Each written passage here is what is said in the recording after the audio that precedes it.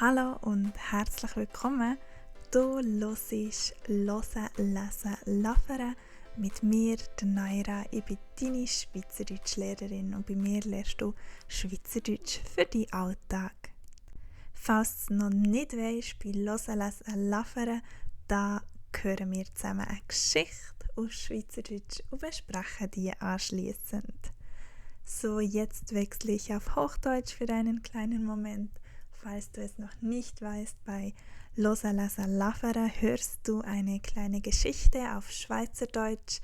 Du kannst den Text auf Hochdeutsch, aber auch in den Shownotes oder auf meiner Webseite nachlesen. Und dann besprechen wir, was du gehört hast und was es da für Besonderheiten gibt. Ich würde sagen, dann starten wir gleich direkt in die Geschichte. Die heutige Folge heißt «Das Missverständnis». Die Lisa oder David haben in Bern auf dem Bärenplatz abgemacht, für zusammen in ihrem Lieblingskaffee einfach ein bisschen Zeit zu verbringen und über das Neueste zu reden. Beide freuen sich auf einen entspannten Nachmittag bei Kaffee und Kuchen. Am 2 wartet Lisa schon beim Kaffee, bestellt sich gleich einen Kaffee und schaut erwartungsvoll auf die Uhr. Nach einer Weile wird sie etwas ungeduldig. Sie denkt, der David sei auch im Stall oder hat sich darum verspätet. Gleich entscheidet sie sich, nach einer halben Stunde einfach mal anzurufen. Der David hockt gemütlich daheim und geht davon aus, dass er noch genug Zeit hat.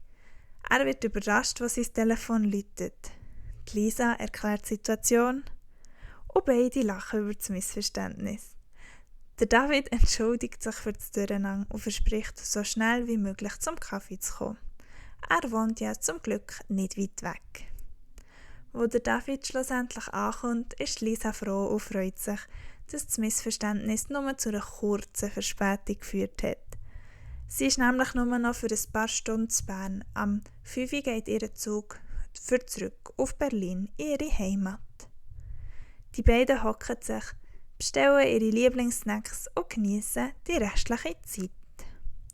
Als es dann 4:30 ist geworden, verabschieden sich die zwei und Lisa macht sich auf den Weg zum Bahnhof.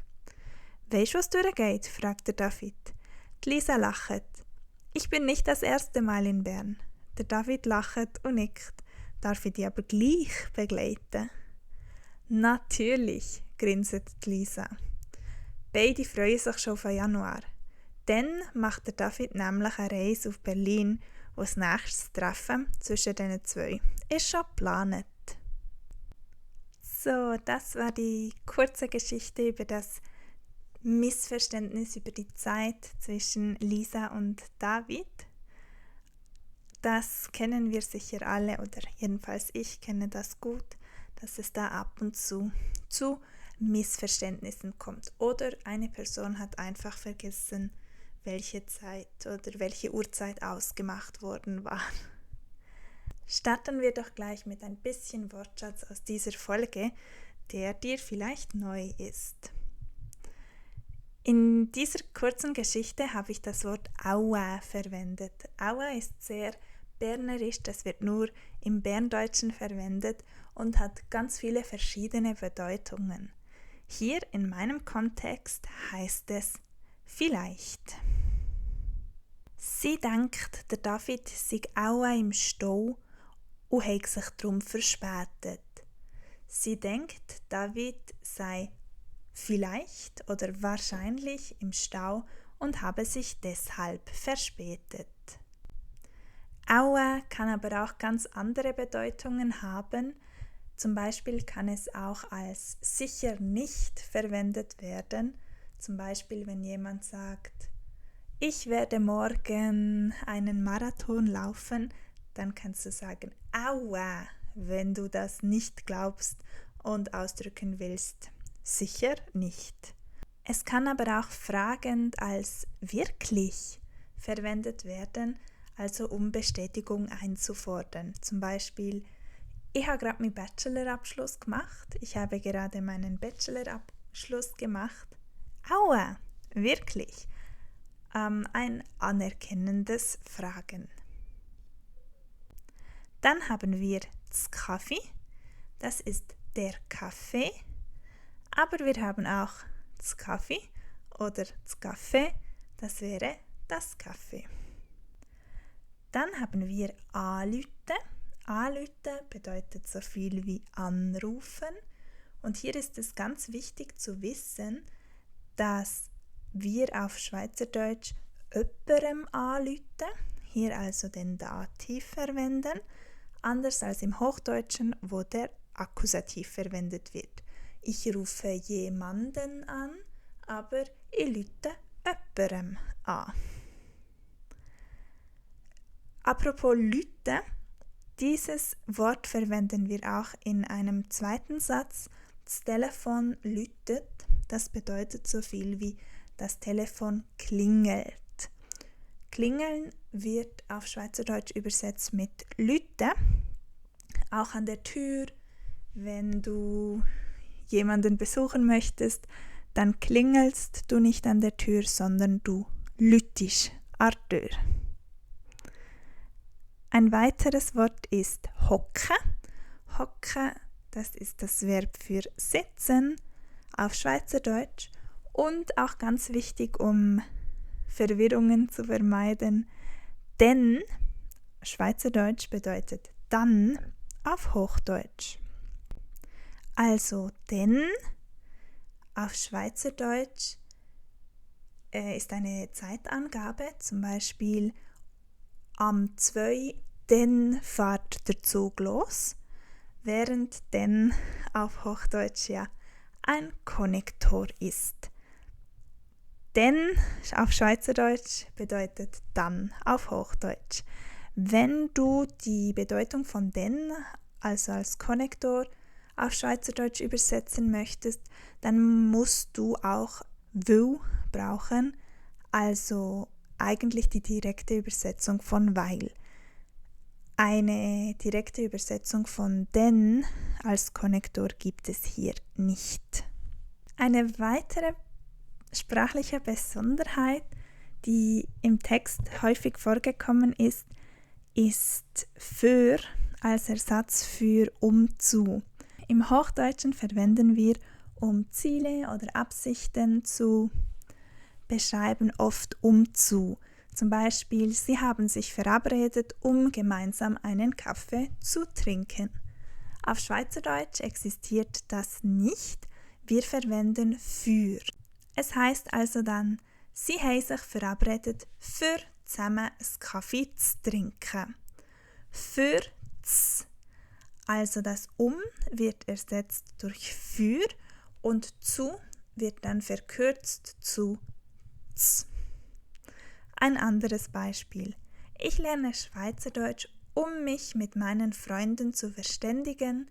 Ich lerne Schweizerdeutsch für mich mit meinen Freunden zu verständigen.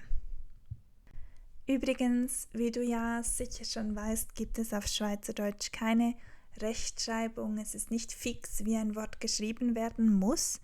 Ich persönlich, ich schreibe zu, also z, immer als z und das, also z, immer als ds. Für mich ist das so logisch, da es einfach eine abgekürzte Version des Hochdeutschen ist, aber du wirst es wahrscheinlich auch oft sehen, dass man zum Beispiel Kaffee trinken, dort dieses zu auch als ds schreibt, wie bei z. Und viele Leute schreiben dafür das z als einfach s. Das ist alles ganz dir und deinen Vorlieben überlassen, aber du kannst es dir merken, ich orientiere mich stark am Hochdeutschen, das heißt, ich schreibe z für zu, also z für zu und ds für das z. Vielleicht ist dir auch aufgefallen, dass wo ein sehr verbreitetes Wort in diesem Text war. Hier kommen ein paar Beispiele. Wo der David schlussendlich ankommt, ist Lisa froh und freut sich, dass das Missverständnis nur zu einer kurzen Verspätung geführt hat. Wie würdest du wo in diesem Satz übersetzen? Genau, das wäre als. Als, das gibt es auf Schweizerdeutsch nicht in dem Sinne, dass es einen Temporalsatz einleitet, also als ich von der Schule nach Hause kam, als ich geheiratet habe, als ich 19 Jahre alt war und so weiter. Das wird in dem Kontext als Einleitung eines Temporalsatzes immer durch wo ersetzt. Wo der David schlussendlich ankommt, wo ich 19 war, wo ich geheiratet habe. Wo wird dann aber ganz häufig, wie du vorhin auch gehört hast, mit dem nächsten Wort verschmolzen.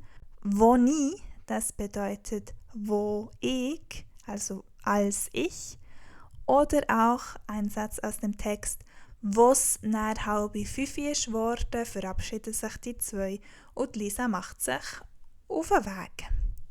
Was, wo es, als es dann 4:30 geworden ist.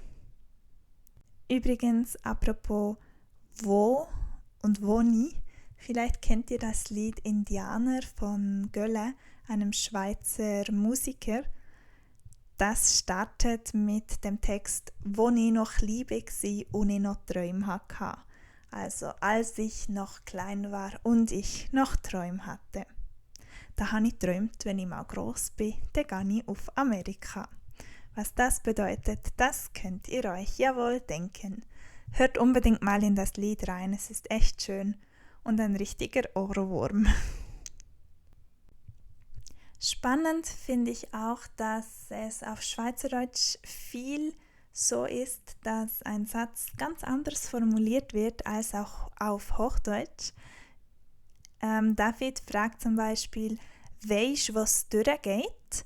Auf Hochdeutsch würden wir nie sagen, weißt du, wo es durchgeht? Oder jedenfalls selten, sondern wir würden fragen, kennst du den Weg? Auf Schweizerdeutsch ist aber weisst was durchgeht ein ganz häufiger und geläufiger Ausdruck. Wenn du noch mehr solche Redewendungen wie weisst was durchgeht oder andere hilfreiche Wörter kennenlernen möchtest, die du brauchen kannst, um dich in einer deutsch-schweizerischen Stadt zurechtzufinden, dann empfehle ich dir wärmstens meinen kostenlosen PDF-Guide zum Thema Ihr Stadt oder Ihre neue Stadt herunterzuladen. Den Link findest du in den Shownotes oder wo auch immer du das liest. Und dann hoffe ich, dass du etwas aus diesem Podcast, aus dieser Podcast-Episode gelernt hast und freue mich schon, wenn du vielleicht das nächste Mal wieder zuhörst. Merci vielmals fürs Zuhören. Hat mich sehr gefreut, dass du da bist und ich hoffe, du hast etwas gelernt. Tschüss!